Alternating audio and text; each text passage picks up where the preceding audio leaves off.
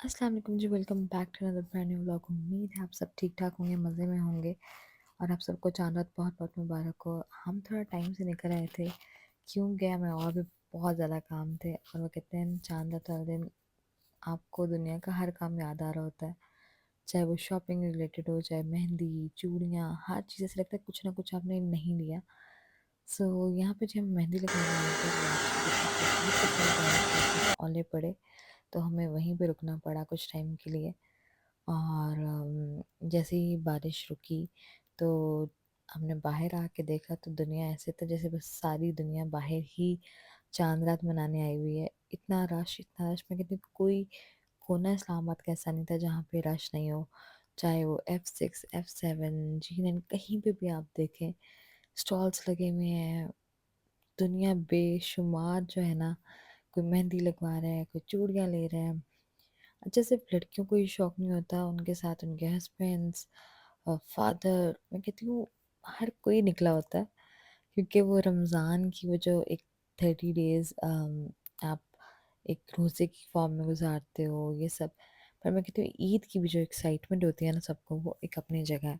और इतने प्यारे स्टॉल लगे थे, हालांकि एक दिन पहले बारिश हुई और सब स्टॉल्स वगैरह उठा लिए गए। कराची में काफ़ी नुकसान भी हुआ, एकदम से तेज़ हवाओं की वजह से सबके स्टॉल तबाह भी हुए। पर कोई किसी में कुछ डर नहीं था और सब ने इंतज़ाम किया हुआ था कि सबको, क्योंकि पता था कि बारिश वगैरह होने के चांसेस हैं, प्रिडिक्शन थी।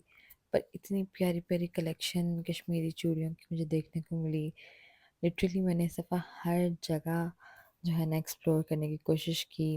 और स्पेशली जो हमारे F11 में ना ये मॉल है, ये इतना सस्ता है माशाल्लाह।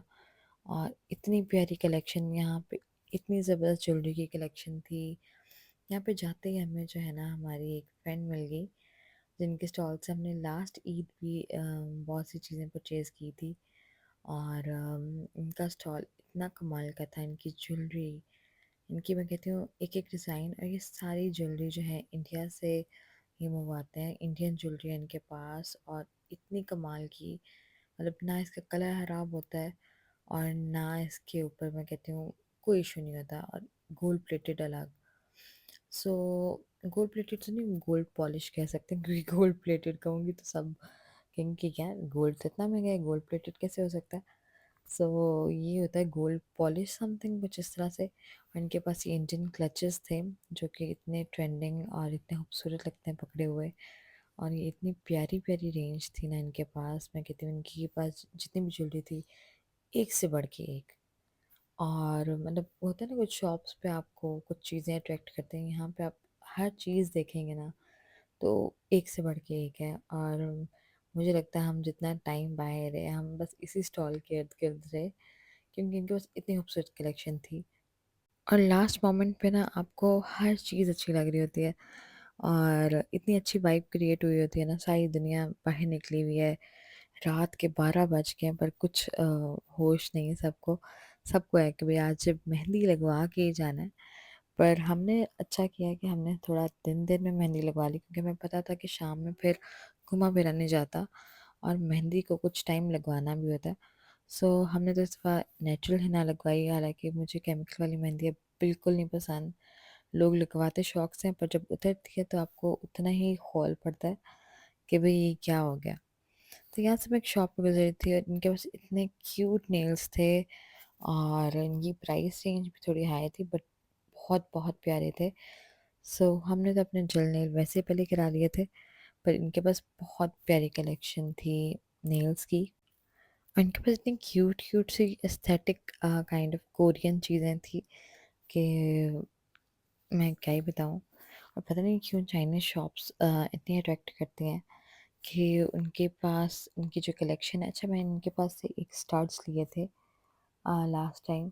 और मैं कहती हूँ मुझे, मैं गोल्ड भी पहनती हूँ ना, गोल्ड के स्टड्स, तो मेरे कान में एलर्जी हो जाती है। पर ये वाहिद स्टड्स थे जिसके बाद मुझे कान में कोई एलर्जी नहीं हुई। और लगातार मैं पहनती रही, रात को भी पहन के सोती हूँ तो मुझे कोई इशू नहीं होता। तो मैं इनके पास दोबारा आई थी कि आपकी जो स्टड्स हैं ना बड़े कमाल के निकले हैं। सो वो कहते हैं हम चाइना से ही इम्पोर्ट करते हैं। हालांकि मुझे यहाँ पे कुछ भी सूट नहीं कर रहा था, मतलब अगर लगातार मैं पहनूँ तो एलर्जी हो जाती थी। यहाँ रात का 1 बज चुका था और हमें कॉफ़ी की इतनी शदीद किस्म की क्रेविंग हो रही थी। सो हम यहाँ कॉफ़ी पीने आए और बस घर जाके अपनी शॉपिंग देखी और मेरा ईद का जो ड्रेस है ना वो स्टिच होके आ गया था और इतना कमाल का स्टिच किया है टेलर ने, वरना होता है ना ईद पे टेलर हमेशा खराब कर देते हैं। ये ड्रेस इतना खूबसूरत लग रहा था, इसके पैचेस, इसकी डिटेलिंग बहुत बहुत कमाल का उसने स्टिच किया। सो कल की पहनेंगे ईद पे और फिर मिलते हैं आपसे नेक्स्ट व्लॉग में। तब तक के लिए